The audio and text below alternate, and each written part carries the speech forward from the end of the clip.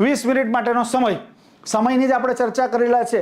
આખો દિવસ વાંચો, સોશિયલ મીડિયાની કાંઈ જરૂર નથી પડવાની। તમારા પેરેન્ટ્સને કંઈક પણ સમાચાર હશે તમને આપતા જશે ને દેશ તમને પૂછીને હમણાં ચાલવાનો નથી।